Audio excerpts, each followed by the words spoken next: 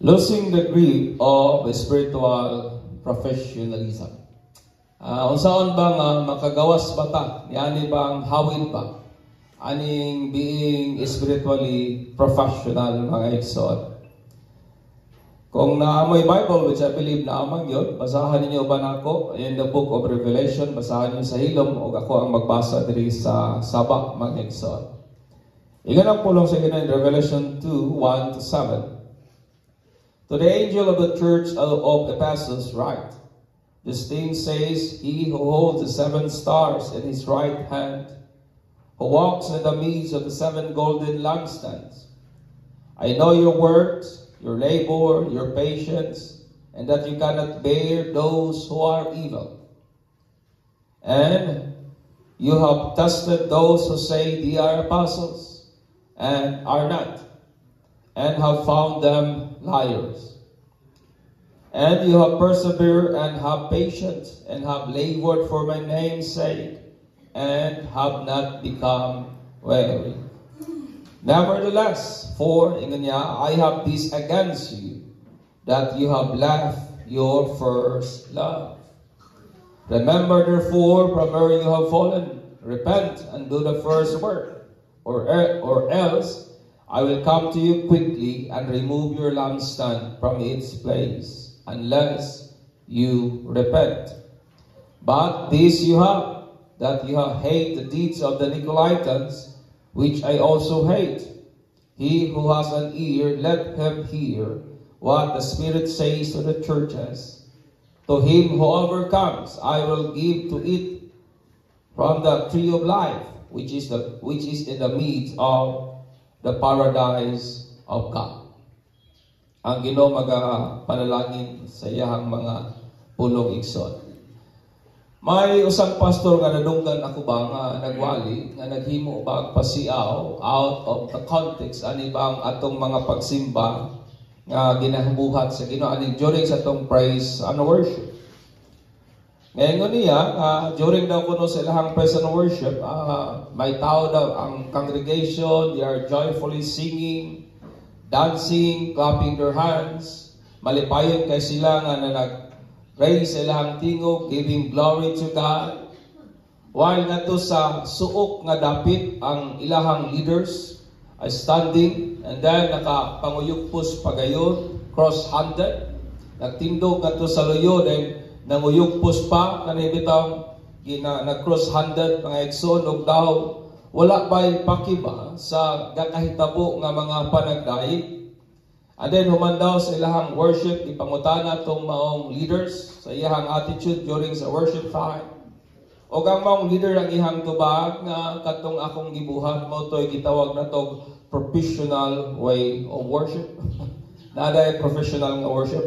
Nga nagdayeg siya dito, nanguyukpos lang ba, murag way paki sa kakahitabo. O kang congregation dito, grabe ng hinilakay, grabe ng sayaw, grabe ng pakpak sa Ginoo, o siya sa pika sa kabahin, ingon pa niya, I am worshiping God professionally. Pwede din na? Pwede din na, exalt. Ang word po nga professionalism, kasagaran ginagamit o nagakadungog nato na sa mga professional, sa ilahang respective nga mga practices, mga exod, sama sa mga doctor, mga nurses, mga teachers, gitawag na sila mga professionals. O kanipot nga pulong ginagamit usab kani dili lamang nila, kundi ingon man sa mga ordinaryo nga mga kana bitaw mga workers sa ilahang mga respective pud nga mga trabahoan. Tungod kay ang word nga professionalism is defined as the skill kanang nabitaw kay abilidad, na kay maayong nga judgments, polite nga behavior that is expected from a person who is trained sa pagbuhat sa imuhang trabaho nga maayo kayo. That is the word professional. Kana bitaw maayo gyud kay ka ba? Expert ka, hawod kay ka sa kung unsa mang field nga nagka mga igsoon, and you are expected to act politely tungod kay professional lagi mga igsoon. Kani nga butang is good. Maayo man yun kani siya. O kung atong gamito ng word nga professionalism sa context po sa church, Ang akong buot ipasabot is this, having the grind, but losing the passion. Kana bitang daghang kag trabaho, kung imong iadto sa church, daghang kag work, daghang kag ministry, but you lose the passion. Daghang kag trabaho, daghang kag ginabuhat, but you lose the devotion, the intense nga devotion or pakigsuot pa nganha sa Ginoo mga igsoon. O kini nga spiritual nga condition ipakita kini sa Ephesian nga church nga may commendable nga works. Kung inyong lantaw ng Bible, gidayeg sila sa Ginoo sa ilahang mga gwapong mga trabaho. Gidayeg sila sa Ginoo sa ilahang pagkamalahutayon. Gidayeg sila sa Ginoo sa ilahang doctrinal nga purity. Gidayeg sila sa Ginoo sa ilahang unwavering nga commitment. Ngayon pagali ang Ginoo di labor sa iyahang pangalan o wa gid sila maglunga o magkaluya, di ba? Manay sa Bible. And then detested those who claim to be apostles o ilahang napamatud-an nga dili di ay tinuod. Naglagot sila sa mga buhat sa mga Nicolaitans, which is good mo na ingon sa Bible. Pero usang butang ilahang gibiyaan ang ilahang unang gugma mga igsoon. They have these commendable works, pero ilahang gibiyaan ang ilahang unang gugma. It means they have the works, but they don't have the hearts. Daghan sila trabaho, pero wala na gigil sa sulod sa ilang kasing-kasing. Mura ba og magtiayon ba nga nag-uban na lang pero wala na spark? Nag-uban pero wala na kanang gigil ba? Wala na excitement, wala na ang love, mga igsoon. Sa diyang gisulat ni John kining Book of Revelation nga kini pagpadayag man gid ni Jesus ngadto niya. Ang simbahan ani nga panahon existed na siguro sa mga 60 ka tuig kapin. O kaning recipient ani nga sulat ni John na sila ang ikaduha nga generation na sa mga Kristohanon. So probably katong una nga Kristohanon basig nagamatay na sila. And then siguro kaning nagsunod mga anak na lang siguro ni or mga bagong kabig mga igsoon. O ganing nga panahon, I want you to understand me, ang Ephesian church at this period of time was a bustling metropolis. Kana bitang bibo gyud kay sa nga tanan. Sikat kay nga syudad. Kung sa ato sigurong panahon, mura ba og Amerika ba, nga daghang nagtinguha mo adto. Daghang nagtinguha mamuyo kay kanang lugar lagi o kuan. Lugar kung hain ang imong pangandoy nagakatuman. Lugar kung hain ang kanang mga nindot nga oportunidad mga igsoon. Pero at this time, ang Ephesians, ang Ephesus nga syudad is center of pagan nga worship. Usa ka sentro sa pagano nga mga pagsimba, central practices, immorality, and carnality. Tungod kay ani nga time, ang Ephesus is a very important city, dominated mga igsoon sa Grigo. And remember nga ang mga Greek is very carnal, very very worldly. Og mao kani ang hulagway sa kuan ba sa Episo nga syudad. Kung ato sigurong labigin sa atong panahon karon, usa ka lugar nga busy, usa ka lugar nga kanang booming ang ekonomiya, pero daghan og mga kahilayan. And they are open sa klase-klaseng mga pagsimba kung kinsa man ang Dios nga imuhang pahinunguran sa imong mga pagsimba mga igsoon. O ang Ephesian church na ipakataw aning taliwala aning chaotic nga kultura of deprived nga environment. Ang church na ipakataw aning nga maong kahimtang, na ipakataw aning usa ka lugar nga kung imong lantawon gubot, yes, progressive but gubot, daghang krimen nga nagakahitabo, and then deprived nga environment. Kay nga naman tungod kay grabe ang pagan worship, grabe ang sinful nga mga practices, grabe ang immorality, grabe ang kaning carnality mga igsoon. Pero luyon yan ang tanan, the church retains its service, doctrinal purity, and unwavering commitment ngadto sa Ginoo. Amen. Mao nang Efeso nga simbahan. Luyo sa kana bitawng temptation, luyo sa carnal nga environment, ilahang na-maintain. Ilahang nakip ang ilahang pagpangalagad sa Ginoo. Nakip nila ang ilang doctrinal nga purity. Di ka basta-basta magwali sa Efeso. Di ka basta-basta mo-claim nga apostles ka tungod kay ingon pang Bible. May gap sila nga kaya nilang i-test kung ang isang tao itinuod bagyod nga apostoles, and then ilaha pong napamatud-an ingon pa sa Bible nga mga bakakon di ay sila. Amen. Amen. And remember nga ang mga Griego, they love philosophy. In short, kini sila nga mga tao, ang ilahang understanding sa word sa Ginoo, may sense of clarity gayon pa. O ang ilahang pong commitment sa Ginoo, di yun mo tiog, may unwavering nga commitment sila. Ngayon pagali sa Ginoo, I know your labor. I know your works, your perseverance, your patient, ingon pa ang Ginoo. And I know, ingon pa ang Ginoo, nga kamo naghago sa kong pangalan, o wa dali mo magkaluya. Amen. You do not become weary. During sa church ang church ministry po and service sa Ephesus is very challenging kung nata sa ilahang nga panahon. Binta ning ato diri karon kay medyo luag-luag man. Pero kung mobalik ta sa panahon nga kani nga church naga-exist pa, ang ilang ministry o ang ilang pagpangalagan sa Ginoo is very challenging. But the church remained busy, and by the standard of successful ministry, makonsider nato sila as successful yun nga church. Amen.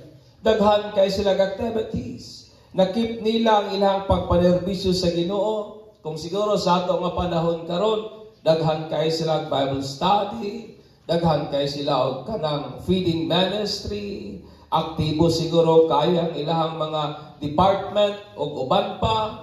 Kung sa standard siguro sa malampuson nga ministeryo, kaning Ephesian Church, usagid ka successful nga ministry mga igsoon. They are a working church. Usagid ka simbahan nga nagalihok pa, dili dormant.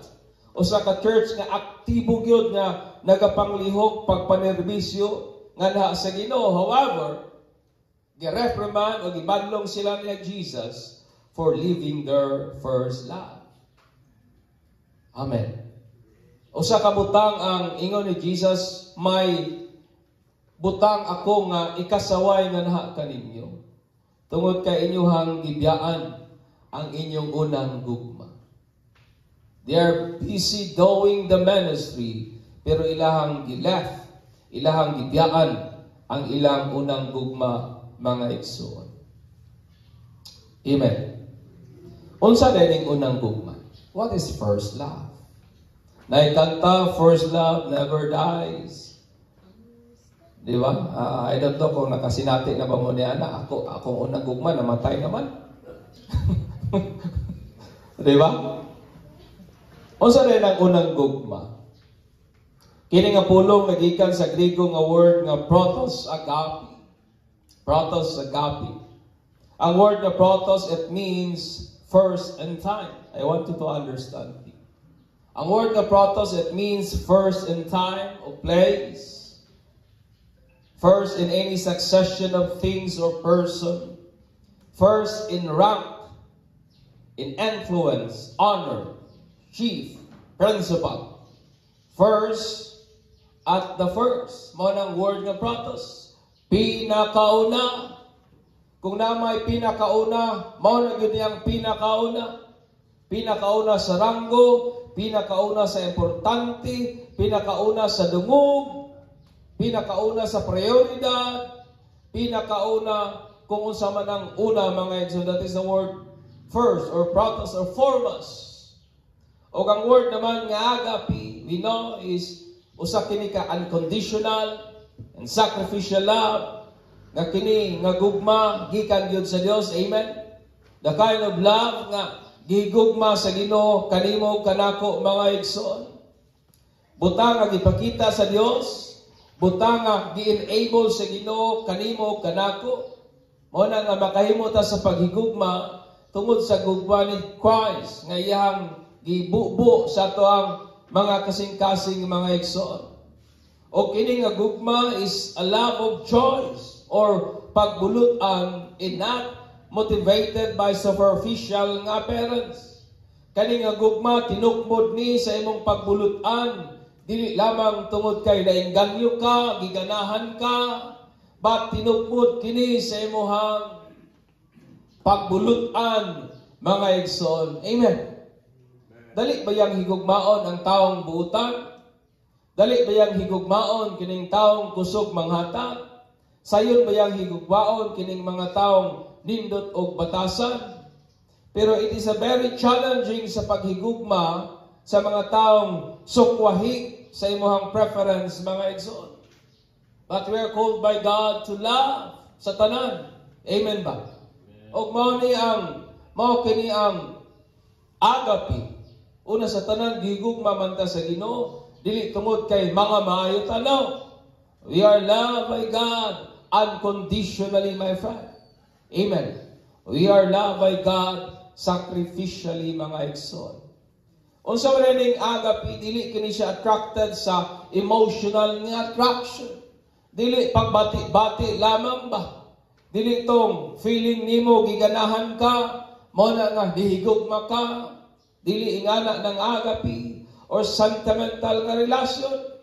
Kana bitang tungod kay suod ta, tungod kay nanatay mga kasinatian, tungod kay taas na tang panahon na naguban, dili ingana ang agape, mga igsoon.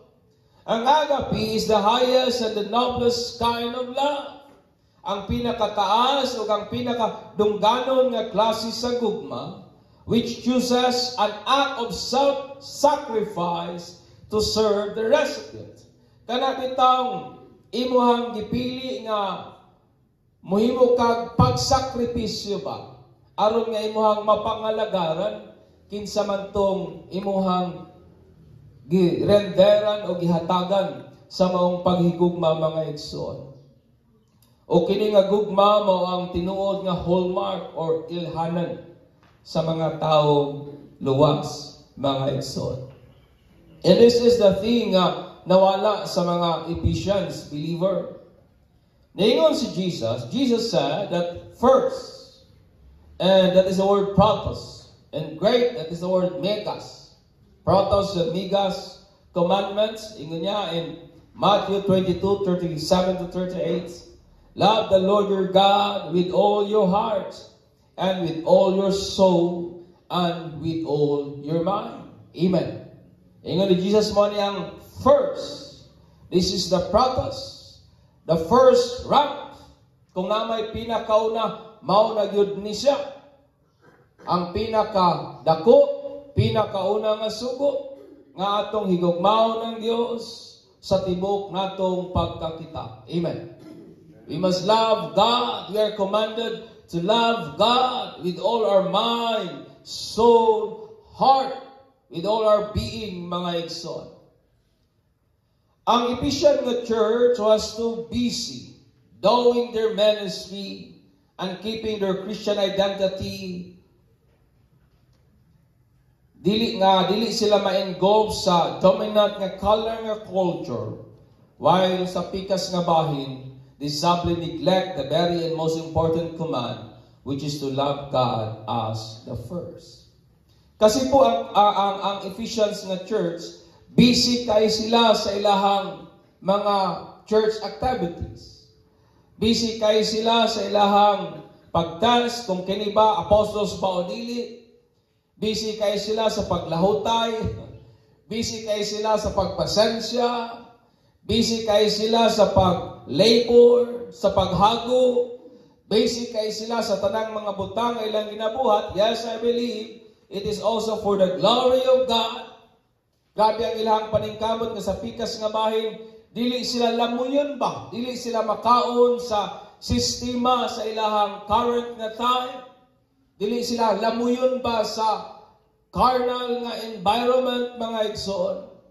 Pero sa pikas nga bahin, may usang butang nga napasagdan nila. Og mao kana ang pinaka-importanting butang nga mo ang paghigugma sa Dios, ingon nga mao gyud una. Amen.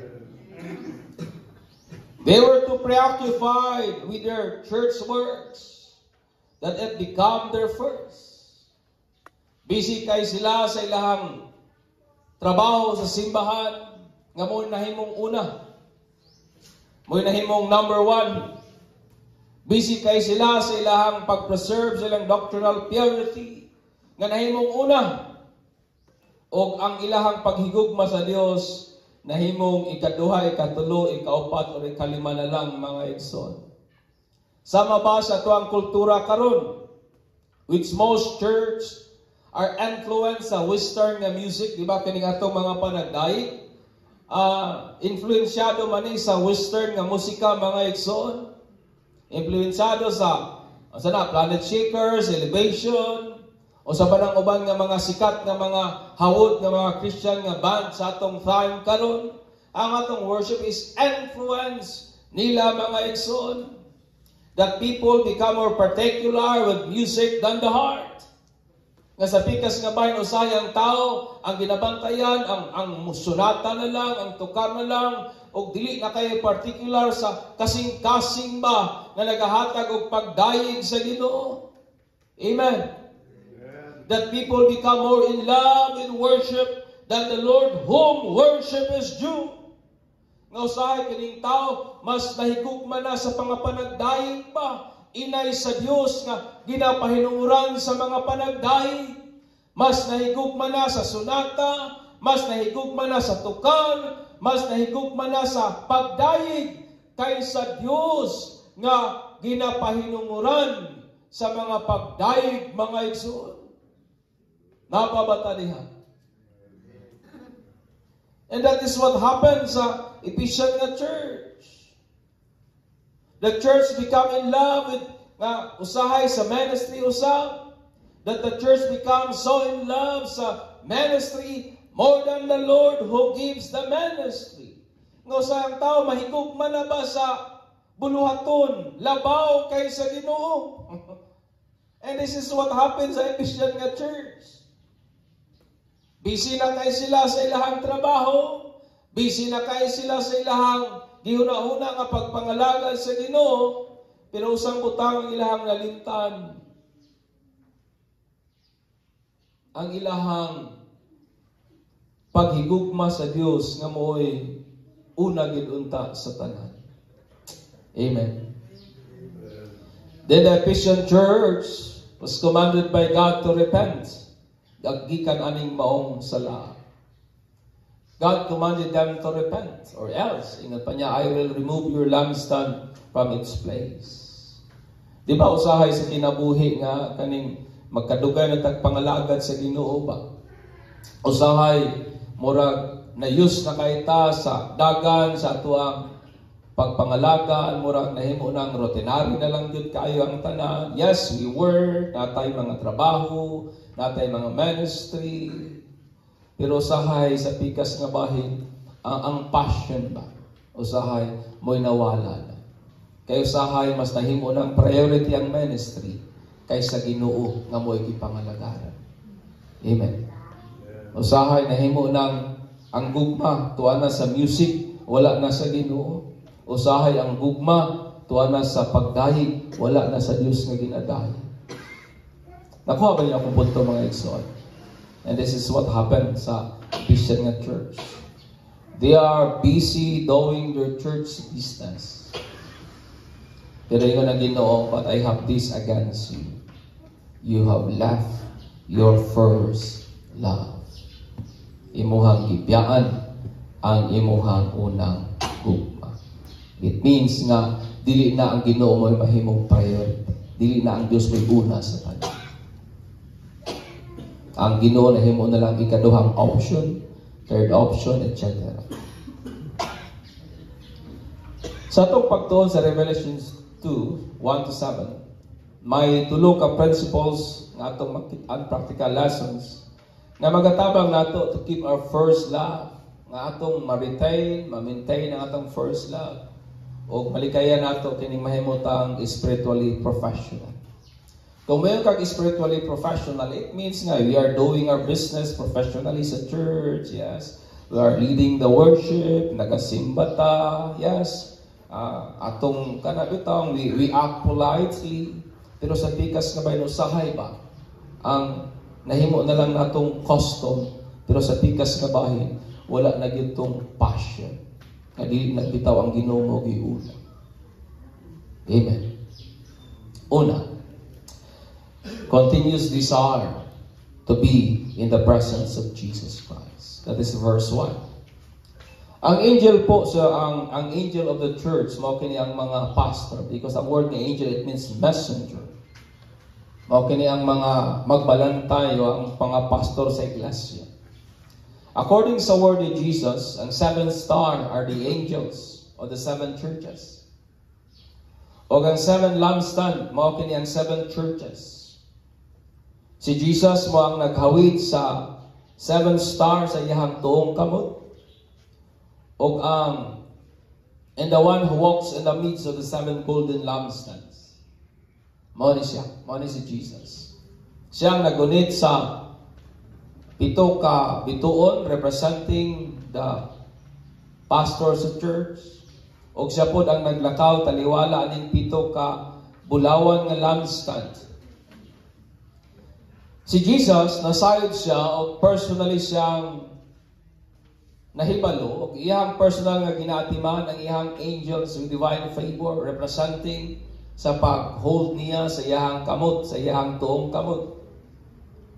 O sa pikas nga man nga bahin, he walks on the midst of them ngadto sa churches mga igsoon, representing sa iyang presence, representing sa iyang unwavering, continuous nga presence. Nga bot ipasabot ni Jesus nga ang iyang gugma sa church nagpabiling wa gyud mausab. Amen ba? Amen. Ang gugma ni Jesus kanato wa magyud mausab, igso nagpabiling maulang gyud sa gihapon. It remain unchanged, my friend. Pero ang simbahan, they left their first love. Pero kini sila ilahang gibiyaan, ilahang gi-abandon ang ilahang unang gugma mga igsoon. Ingon nga si Jesus nagtinguha og intimacy sa church. Kita po usab na church also desire intimacy with Christ. Whatever agendas or activities that keep us busy. Daghan man siguro tag mga gikabisihan aning kinabuhian. Trabaho, ministry, whatever ministry or church work that keep us busy. Always remember that there is no work that can substitute the presence of God. Amen. Wala gyud igong trabaho, wala gyud igong kabisi, wala gyud igong buluhaton nga makapuli sa presensya sa Ginoo. Amen. That's why kung gusto ta nga ma-keep ang atoang first love na ang Dios gud may una permi unta sa atong kinabuhi, magpatuntag makanunayong tinguha to be in the presence of God. Amen. Continuous desire to be in the presence of Jesus. Ikaduha, constant awareness that Jesus Christ values our love more than our ministries para niya. Nga natay makanunayon ba nga unta makamatikot ta sa kanunay nga si Jesus mas iyang ginahatagag bili kini atong paghigugma niya labaw kaysa atong trabaho para niya. Christ commended the Ephesian church, tanawan ninyo. Gidayeg man ni Jesus ang Ephesian church for their excellent ministry. Wa man ingon si Jesus kanyang ministry kanang mediocre, but their ministry is an excellent ministry. Their doctrinal soundness and their unwavering love.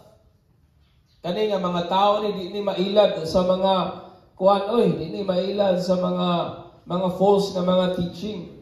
They retain their doctrinal soundness. Sound yun ang ilahang belief. And then sa pikas nga bahin, ang ilahagin pong paglahutay ba? Their unwavering commitment. Nga kung siguro sa atong standard karon mura og almost perfect na nga simbahan ba? Mura wa na gyud bitaw kay ikasaway. But Jesus has one thing against them, that they have left their first love. Napabatalihan. Kani nga pulong ni Jesus is a love reminder because He wants our love over our service ngadto niya. He is more of our heart than the hands, mga igsoon. Kani wala magpasabot that dili na punta mag-labor. Wa po ni magpasabot na dili na lang punta mag-work. Wala po ni magpasabot na dili na lang punta maglahutan. Wala po din magpasabot, nga putan din na lang punta mga labot, manginlabot sa Ginoo, kay ang ihamang kang giapas ang atong pagigugma. But kinahanglan nga ang atong works and labor is caused by our first love for Him. Nga kung nagtrabaho man ta sa Ginoo, tungod ka na kaysa ang atong gihigugma, labaw sa tanan. Kung naglahutay man ta, tungod ka na kaysa ang atong gihigugma, labaw sa tanan. Nga kung naga-ministry man ta, tungod kay siya ang atong gihigugma labaw sa tanan. Kung nagasimba man ta, kung nagahatag man ta, kung nagapagamit man ta, ang butang nga nagatukmod nato anang butanga, tungod kay siya ang gihigugma nato, una labaw sa tanan. Amen. Di ba? Na ipanultihon na gingon, very common. Makakuan ni kang kuya ba yung niya? We can give without we can give without loving. Pero sa pikas nga bahin, di gud ka kahatag kung di walay. Sa to? We can give without loving. Yes, but we cannot love without giving. And this is the idea. Nga kung namay butang nga naga-motivate, kung namay butang nga nagatukmod, kung namay pinaka-reason nganong ginabuhat nato ang unsa may atong ginabuhat, that is the constant awareness nga ang Ginoo iyang gusto nato nga ato siyang gihigugma labaw o una gyud sa tanan. Amen. Amen. Amen. Ikatulo, incessant mindfulness of our love condition to Jesus. In verse 5 to 7. Ang church po was commanded to do 3 things. Gisugo nga, pubuhat aning tulong utang. First, they must remember, kinahanglan nga, hinumduman nila. That is to make mention or to recall to mind, ang word nga pag hinumdum. Imong ipamulong, o imuhang balik lang taon, o labason ba sa imong hunahuna. Their former devotion to Christ and the people of God. Kinahanglan nga ilahad ako ng balik lang taon, hinumduman, pamalandungan, katong unang panahon nga ang Diyos God mo'y pinakauna sa ilahang kasing-kasing. Katong unang panahon ba nga wag yung pinaka-importante sa ilahang kinabuhi kundi ang paghigugma o ang Diyos lamang kayo. They must recall, they must remember niyan ang maong mga butang. Ikaduha, they must repent. That is, they must change their minds. Nasa ilang pagpamalandong ba sa una o i-compare nila ang ilang spiritual condition karon, mahatod kanila sa pagbasol ba ngamayon sila unsa na may nahitabo nako karon ana ba? What happened to me? Asa naman ang passion, asa naman ang devotion nga sama sa una. And then thirdly, they must do the first work nga mao gyud ang paghigugma sa Dios una. Amen. Mao na ingon ni Jesus kadto nila, remember from the heights where you have fallen. And then ingon ni Jesus, repent and then do the first work. Kag ilang pinakaunang trabaho mao gyud ang paghigugma sa Dios una sa tanan. Labaw kay sa ministry, labaw kay sa tanan. The church became unaware of its declining spirituality because they were unconscious of their love condition to Christ. Nganong ingana ang nahitabo nila tungod kay wala naman kay nila gi-monitor ba? Wala na kay nila gitagad ang ilahang paghigugma sa Ginoo. They were unaware sa ilahang naga-decline na spirituality. Tungod kay wa na kay nila gihatagag pagtagan ang ilang paghigugma kang Kristo, mga igsoon. So to help us nga dili ta ma-fall sa mga condition as the Ephesian church, let us be incessantly mindful of our love condition to Christ. Amen. Mangutana ko nimo. Imo habang gina check ang imong kaugalingon kung nahigugma pa ba gyud ka sa Ginoo. Ato pa bang gina-evaluate ang atong kaugalingon kung ang Ginoo pa ba gyud kahiuna o basig ikaduha na lang. Constant mindfulness sa kondisyon sa imong paghigugma diha sa Ginoo. Amen. Ako gali, time to time, akong evaluate ang akong kaugalingon kung nahigugma pa ba gyud ka ako sa akong asawa pa? Nahigugma pa ba gyud ka ako sa akong mga anak pa? Nahigugma pa ba gyud ka ako sa mga tao nga gibiyal sa Ginoo sa ka? Because kinahanglan na siya. Kaya usahay sa sobra ka busy na to sa kinabuhi, usahay ang pinaka-importanting butang, matabunan ba? O na nga to keep us na dili ta ma-fall into the same condition sa Ephesian church. Unta, natay makanunayon nga pagtagad, makanunayon nga pag-evaluate, makanunayon nga pagsuta ba sa kahimtang o kondisyon sa ato ang gugma diha kang Kristo Jesus. Amen. Amen. Anything that we love more than God is considered idolatry. Tanang butang atong gigugma labaw kaysa Dios. Dios na sa atong kinabuhi. God commanded us to love Him first because apart from this, we can grind but without passion. Na mahimo na lang tang mga professional ba? Yes, we do church, but we lack this. Kanang nagasimba ta, pero ang atong kasing-kasing ba daw lahi na gyud sa Ginoo ba? No, mga professional na lang gyud kaysa nga tanan. Making us spiritually professional. So, to help us pag-keep sa atong first love kang Jesus Christ, let us have a continuous desire to be in the presence of Jesus. Amen. Magbatuntaw, makanunayong tinguha nga nagid kanunay sa presensya sa Ginoo. To have this constant constant awareness nga iyang gina-value ang ato ang presence o ato ang gugma labaw kaysa ato ang trabaho. Amen. And then to love and have an incessant mindfulness of our love condition to Him. Kabalo ba mo nga kaning kahimtang sa Ephesian church? Mostly, mao ni ang kahimtang sa daghan nga simbahan aning katapusang panahon. Tungod kay 7 churches sa Book of Revelation, it represent the kind of attitude sa mga churches sa last days. And this is what happened sa kasagaran ng mga tao. Church referring sa individual. So mangutana ko nimo karon sa iyong kabuntagon igsoon. Ang Diyos papagyud kahiuna sa atong kinabuhi. Is God the first? Manindog ta. And let us give glory to Jesus.